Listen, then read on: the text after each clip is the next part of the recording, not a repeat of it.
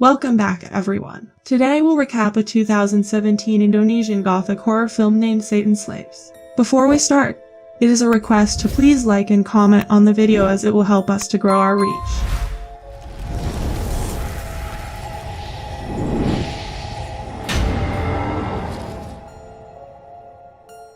The movie's 1981. When we see a girl named Rini. She comes to a studio where the manager tells her that the sales of her mother's records have already stopped, and the royalties from her former singing career are long gone. Here we come to know that Maurani's health is not good for 3 years, and now she is not popular as she once was. Now she comes back home where we see her grandmother Rama, and her 2 younger brothers Bondi and Ian, who is deaf. She then goes to her dad Barry and tells him no more royalties. She tells him that he should not have mortgaged this house. To which he says that all his savings are gone and they needed to pay for her mother's treatment. Next, she goes to see her mother, who suddenly starts getting scared seeing someone. But when Rini looks upwards, she sees nothing there. Then she calms down on her own and falls asleep. Now in the night, Rini's brother Tony also comes home and he has brought something for them to eat. Rini sees that he has sold his watch, and only then do they hear their mother's bell. Here in the room, Maurani is calling Tony's name when he comes there, and then starts combing her hair by sitting next to her. He is also talking to her when he sees that a bunch of her hair comes out in the comb. Then suddenly the window of the room opens. Tony closes the window and turns back and sees his mother staring at the window. He gets a little scared seeing this and leaves from there. Now Rini is sleeping at night when her sleep is awakened by the sound of her mother's bell. She goes to her room and sees her standing near the window. But when she goes to her mother starts ringing the bell from the bed, and the lady turns towards her, only then does Rini wakes up. Now she hears the bell again, and she goes to Maurani's room again. This time also Maurani is standing near the window, and when Rini goes to her, she looks towards the bed and now Maurani has turned. She suddenly falls down and Rini calls her dad, who checks her and tells her that her mother is dead. Next, we see Maurani's funeral, where everyone is deeply saddened by her death. Now after the burial, Barry meets the Ustad, who tells him that he just moved here with his son Hendra. Ustad asks him he never saw his family in the mosque, to which he says that they don't pray. Then Hendra introduced himself to Rini, but she does not talk to him and sees that Bondi has stopped behind. She goes to him and he tells her that they say the last family member who walks 40 steps away from the grave, the dead one will wake up, and this is his 39th step. He asks her what if mom wakes up and arises from the grave, but she says it is not true and leaves from there. Now at night Barry tells Rini and Tony that he is going out of town tomorrow to raise money for mortgage payments. They are not happy with his decision, to which he says that he will be back as soon as possible. Now Tony is listening to the radio in his room when he hears his mother's bell. He goes outside his mother's room and as he turns on the lights, he sees the bell falling. Tony gets terrified seeing this and runs back to his room. Now the next morning Tony gives Bondi a toy camera. Next, we see Bondi in his room where he is watching the slides on that camera, and suddenly Maurani's ghost haunts him. Now at night, Tony is trying to sleep by listening to the radio when its frequency changes automatically. He changes it back to the old frequency and starts sleeping. But then he hears her mother's bell. He immediately turns off the radio and the bell also stops. He turns on the radio again, but now he can hear his name on it. He again turns it off and puts it on the side. But then Maurani's ghost asks him to comb her hair. Just then he sees his mother's comb there and Maurani's ghost stands up. But as soon as he turns on the light, she disappears. Here Bondi and Ian are urinating when Ian goes back. And when Bondi comes back, he sees him standing there. Ian tells him that he is scared of his mother's photo. Bondi picks up a cloth and proceeds to cover Maurani's photo. But as he throws that cloth at the photo, that cloth takes a shape. Now seeing this, Bondi starts leaving from there and only then that ghost haunts them. Bondi starts screaming in fear, hearing that Rini comes there and he tells her that there is a ghost there. But when she asks Ian, he says that he has not seen the ghost. Now the next morning Tony goes to his mother's grave and buries her comb and bell there. Here Hendra tells Rini that he had seen a woman during her mother's funeral. That night he returned to her mother's grave to sort things, but he found nothing. Then a few days later he walked past her house, and he saw her again. She asks him what does she look like, to which he says like her late mother. Now she comes back home and starts looking for grandma. Only then does she hear Bondi scream, and when she goes there, she sees something in the well, which she gets very scared seeing. She takes Bondi out from there, and we see Grandma's dead body floating in the well. Later her dead body is taken out, and then the scene of her burial is shown. Here Bondi went into shock due to fear, and Ian is also very scared. Then Rinny walks into Grandma's room where she finds an unsent letter on the desk to a man named Buteman. She then meets Hendra and asks him to take her downtown. They both meet Buteman and Rinny tells him about the letter. He reveals that her grandma and he were friends since primary school. When her dad married her mom, Risma never gave them blessings, because back then, being an artist was not considered dignified, and it took so long for her mom to bear a child. Then after her birth, Risma and her mom were okay. But when her mom fell ill for years, Risma became suspicious. She believed her mother didn't ask for children from God, but from Satan. Buteman gives Rinny his article and asks her to read it, as it may help her. Now before leaving, Hendra gives him his number and asks him to call if anything. Buteman tells Rinny that they won't be able to take any of them if they love each other. Now coming back home, she tells everyone that from now on they have to stick together and take care of each other. But Bondi was staring at Ian, due to which he was getting scared. Now in the night, Ian sees that Bundy is saying that he wants him to die. Ian comes out in fear and he starts walking outside feeling knocks on the wall. He sees someone and starts running away in fear, but his shirt gets stuck in a nail.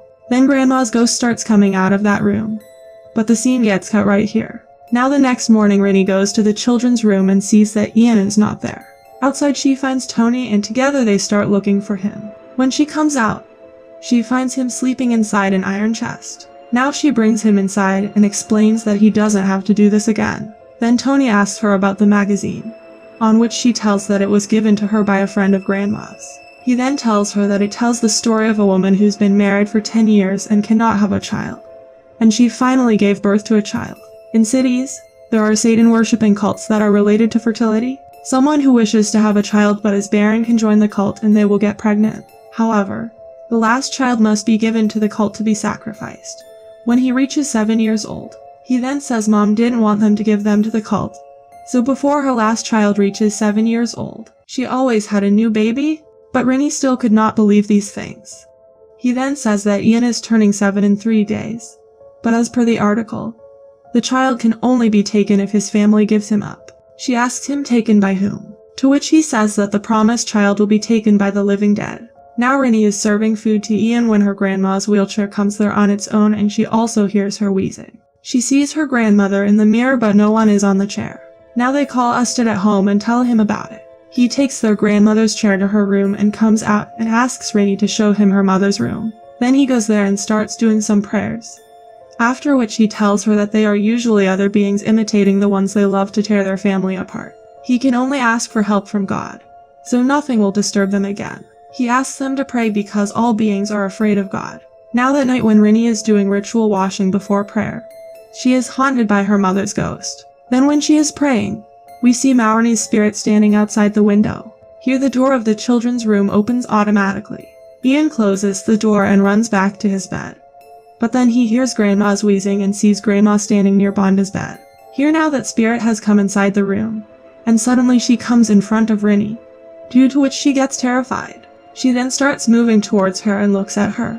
And then we see that Rinny and Tony come to Usted's house with the kids. Now the next day Tony tells Rinny that the women in the cult were not impregnated by their husbands, but by the men in the cult. Then Hendra comes there and tells them that Buteman called him and he is going to meet him. Then he leaves to meet him, and here Usted tells Rinny that they will hold a mass prayer at their house. Here Buteman gives his latest article to Hendra and asks him to give it to Rinny. Hendra asks him what is going on which the Buteman tells him something in his ear. Now when he is on his way back, he gets into an accident with a truck, in which he dies very badly. Here at Buteman's house someone knocks on the door and starts trying to open the door forcibly. When Hendra's body is brought home, the letter falls from Hendra's pocket, and Rinny picks up that letter. Now that night Rinny's sleep is awakened by the sound of the window, and when she goes to close it, she sees Hendra's spirit outside who suddenly starts pulling her hand.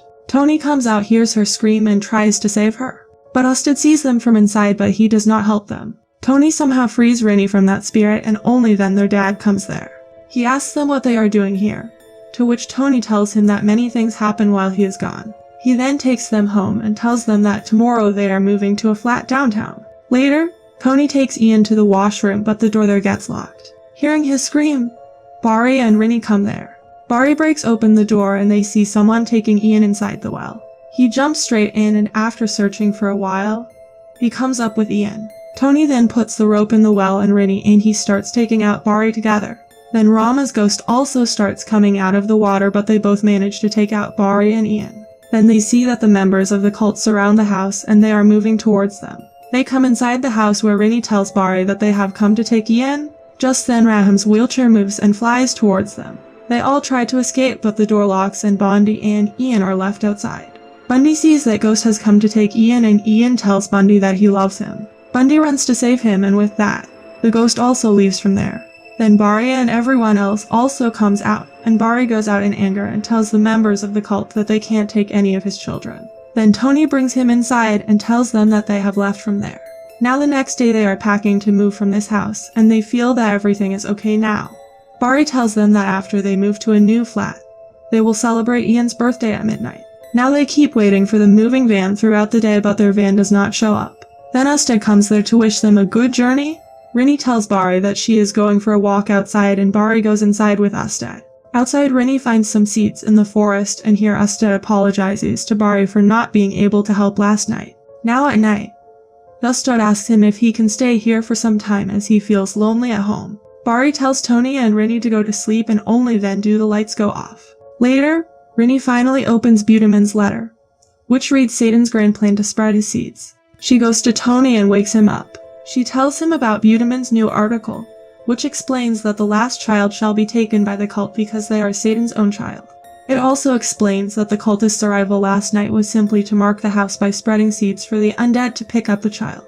Only then do they start to hear the bell and footsteps, and when they look outside, they get shocked to see their mother's ghost. Here Bondi sees that Ian is saying something while looking out the window. He tells Bondi that he is talking to his friends and then walks out of the room and only then does Bondi see Pokongs on the window. Bondi hides under the bed in fear and then the door of his room opens and a Pokong comes close to him. Here Ustad hears some sounds and he also sees a Pokong in the house. When he goes after him, he sees that he is Hendra, and there are many Pokongs behind him. Here Bari finds a bell on his bed and sees Maurani's ghost lying on the bed. He gets scared seeing this and comes out of the room, and comes downstairs with Tony and Rini.